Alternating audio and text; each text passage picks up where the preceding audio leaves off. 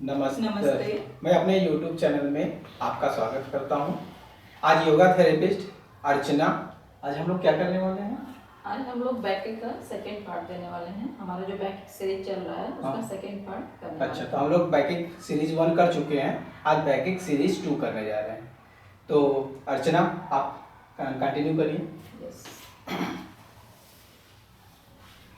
तो पहले आप लेट जाएंगे एकदम फुल फ्लैट और मरकट आसन जो कि हमने 2 किया था, आप थर्ड मरकट आसन करने जा रहे हैं।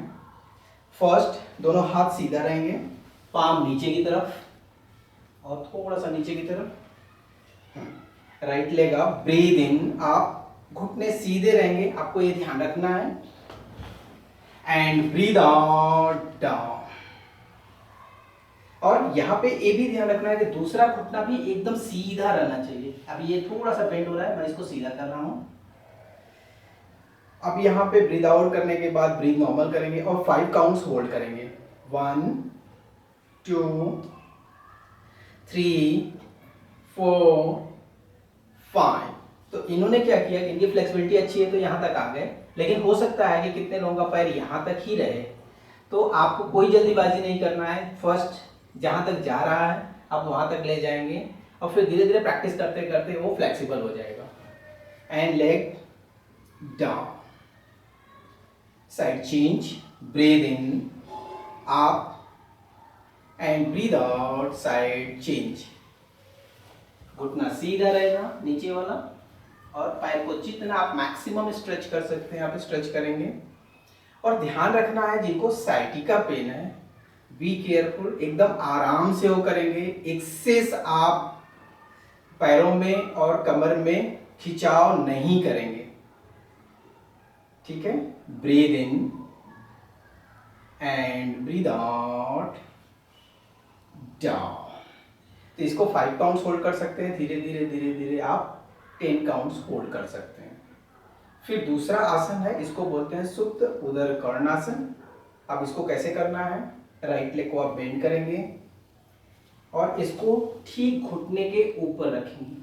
अब वहां से शोल्डर उठना नहीं चाहिए। एंड ब्रीद आउट करते हुए आप धीरे धीरे धीरे धीरे धीरे धीरे जहां तक आप जा सकते हैं बिना शोल्डर को उठाए आप जाएंगे। यहाँ पे शोल्डर पूरा नीचे रहेगा और ये आराम से नीचे चला जाएगा, लेकिन आपका जितना स्ट्रेंथ है बस उतना ही करेंगे, एक्सेस आप प्रेशर नहीं डालेंगे। और ये पैर एकदम सीधा होना चाहिए और इसमें ध्यान यही रखना है कि एक्सेस आपको प्रेशर डाल के नहीं करना है। फर्स्ट डे जितनी आपकी फ्लेक्सिबिलिटी है उतना ही करेंगे। Breathe out down, side change, breathe in and breathe out. ये शोल्डर नीचे रहेगा और पैर को धीरे धीरे धीरे धीरे आप नीचे ले जाएंगे और यहाँ पे ये जाके आपका ग्राउंड पे टच हो जाएगा। लेकिन आप अगर सेल्फ करेंगे तो आपको किसी से प्रेस नहीं करवाना है। अगर आपके पास कोई विशेषज्ञ है तो आप विशेषज्ञ का राय लेके ही करेंगे, एक्सेस प्रेशर आप नहीं डालेंगे। Breathe in and breathe out down. अभी थर्ड आसन हम करेंगे, आप स्टमक साइड ले लीजिए। आपको ध्यान ही रखना है, फिर से लाई डाउन करिए हम।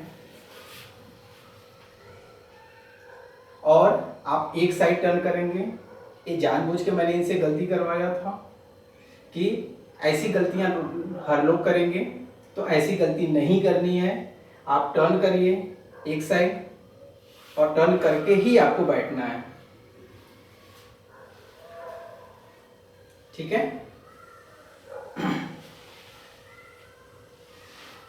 कभी भी आपको सीधा ऊपर नहीं आना है, स्पेशली जिनको बैक प्रॉब्लम है, नेक प्रॉब्लम है, ये प्रॉब्लम वाले कभी भी रूटीन में भी अगर आप बिस्तर पे भी सोए हैं और सुबह उठना है तो एक साइड ही आप टर्न करके उठेंगे।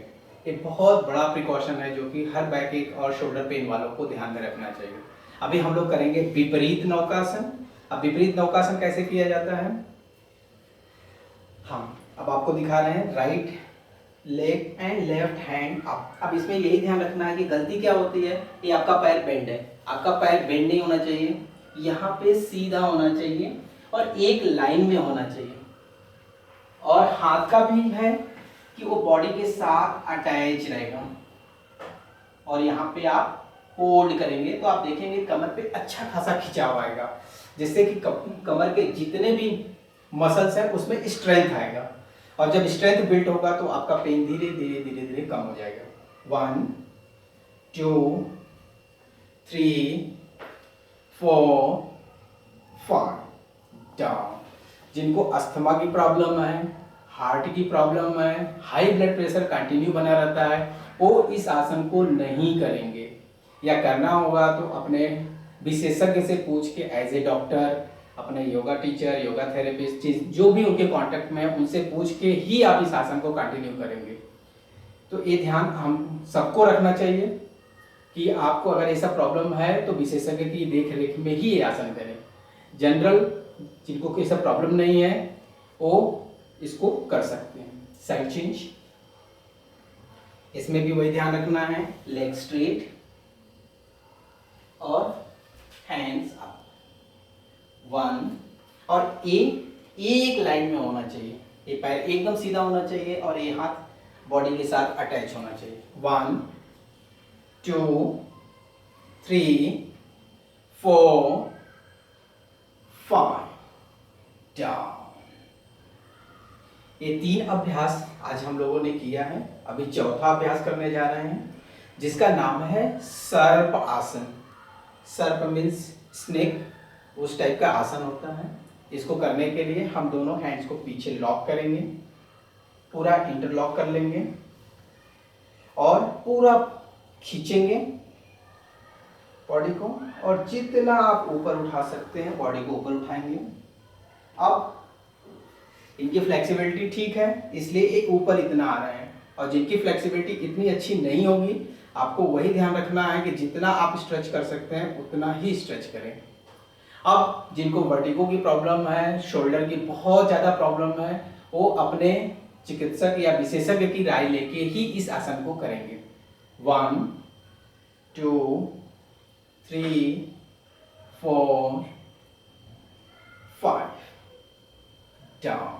अगर आपका स्ट्रेंथ बढ़ जाता है तो आप धीरे धीरे इसकी काउंटिंग को बढ़ा सकते हैं, 5 से 6, 6 से 7, 10, लेकिन वो धीरे धीरे आपको बढ़ाना है और अपने विशेषज्ञ की राय लेकर ही आपको बढ़ाना है और जो भी आप करेंगे वो विशेषज्ञ की देख रेख में ही आप इस आसन को करेंगे।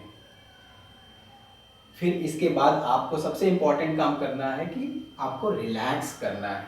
ऐसा नहीं है कि फटाफट हमने आसन किया और हम खड़े हो गए, ना खड़े होना है। पहले अपने बॉडी को नॉर्मल रखना है, फिर ब्रीथ को कूल डाउन करना है। सब कुछ होने के बाद ही आप वापस बैठेंगे। तो फिर वही गलती नहीं करेंगे, बॉडी को फिर एक साइड टर्न करेंगे, ब्रीथ नॉर्मल हो गया, फिर एक साइड टर्न करेंगे, हाथ का सपोर्ट लेंगे, पैर को थोड़ा सा बेंड करके रखेंगे और अपने पोस्चर में बैठ जाएंगे। तो आज सबसे इम्पोर्टेंट हम लोग बातचीत करने जा रहे हैं अर्चना से कि बैकएक जिनको है और जिनका रेगुलर बैक पेन करता है उनको सावधानियां क्या रखनी चाहिए। सबसे बड़ी सावधानी तो उनको ज़्यादा देर तक खड़े होकर काम नहीं करना चाहिए।